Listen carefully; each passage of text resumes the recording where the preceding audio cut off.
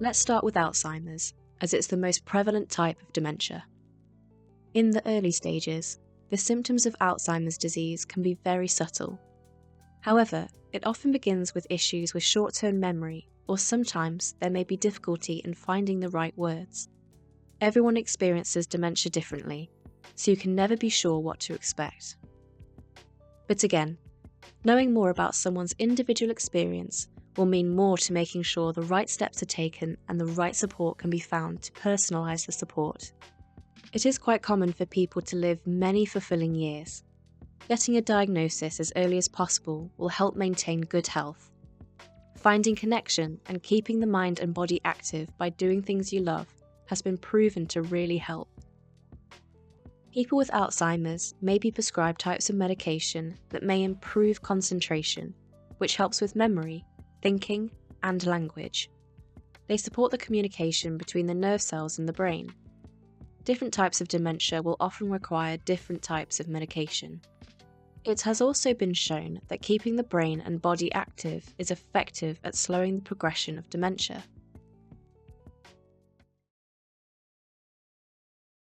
I don't very often not go out for a walk.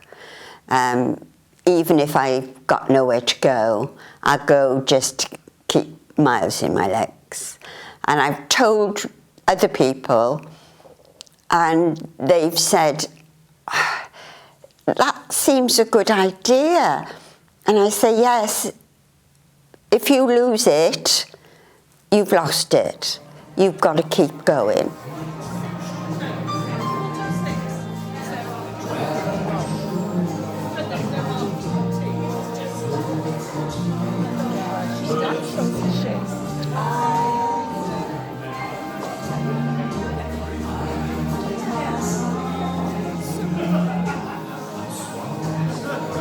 And I remember one lady saying to me, I didn't think I liked walking, but after I know you, I'm 88, after I know you walking like that, I think I'll do it, because I want to be like that when I'm 88.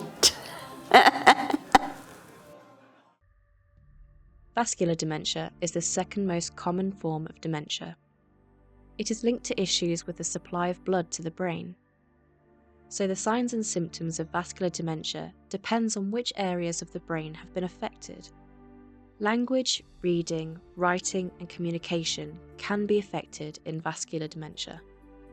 Memory problems may not be an issue initially if this area of the brain has not been damaged, although this may occur later on.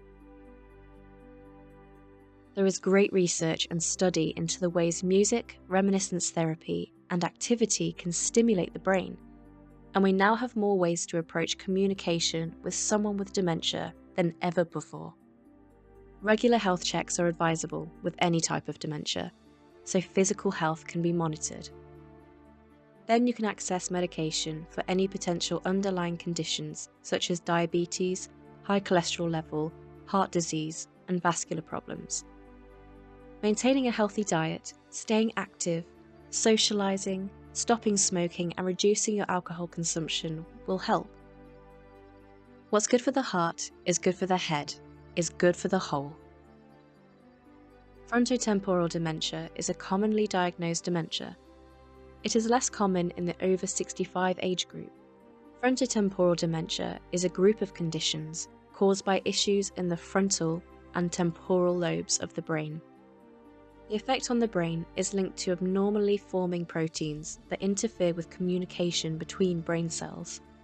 The main types of frontotemporal dementia are behavioural variant frontotemporal dementia, sometimes known as Pick's disease, and primary progressive aphasia, where a person has difficulty with their language or speech. Actor Bruce Willis was recently diagnosed with aphasia, which has brought more attention to the disease. If you are a family member, carer, or a friend, it can be difficult to fully understand what someone with dementia is going through. But being supportive, patient, and being empathetic is key. Establishing a routine and regular activities can really help. Some people find it useful to carry a card that lets people know that you have dementia in an emergency situation. Finding things that work for them is key, as we are all different and there is no one-size-fits-all solution for anyone. As the person affected may not have insight into the changes experienced, trying to correct the person's behaviour is sometimes unhelpful and upsetting. Sometimes embracing their reality and validating their feelings can be the best way to have a meaningful interaction. You know, obviously, it's quite early for you to be diagnosed. Yeah. And it's you know, it's a strange thing to be diagnosed with Yeah, something like this. yeah. Is there anything It is. I think it came as my son. He was suddenly getting unwell more, so that sort of made me a bit less this thing. But then afterwards, it's fine because I know what it is like. So, but I don't think he'll get it or anything. No. I mean, is there anything that kind of makes you happy about finally knowing that you've been diagnosed with dementia? Yeah, and that's what I think you should do. That is to tell them, not hide it. And it's not something which is just hanging on your head. That's a great message to give to people that potentially are going to be going through what you're going through. Yes. Just in general, you seem a very joyous person. Yes. Very joyous person indeed. Yeah. What makes you happy in general? Just talking to people. It's really nice. My dad, he was an LIC person, you know, so he used to go to people to give them help, things like that, with their, whatever his papers were with him. Yeah. So, yes. And I mean, obviously you like to make other people happy. How do you make other people happy around you? Oh, yeah, I can. To talk to them and say, what do you do in the morning when you get up? So then they will tell you this. And then, you know, so then from there, I talk to them about, you know, what do you do afterwards, then evening, and how is your night time? Which is the best time during the day for you? So then you've got a box to talk about it to them. Yeah. Young onset dementia is defined as dementia diagnosed under the age of 65. Early diagnosis is important as symptoms can often be missed and attributed to other conditions due to someone's younger age. The issues faced by younger people might differ, as it can often mean having a rare form of dementia affecting behaviour and social functioning. Those under 65 are more likely to still have dependents that they have to support, and employment or financial issues can be exacerbated.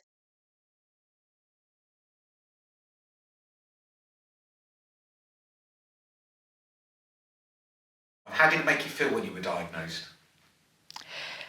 I was absolutely devastated. I wanted to go to another clinician and get them to say it's wrong.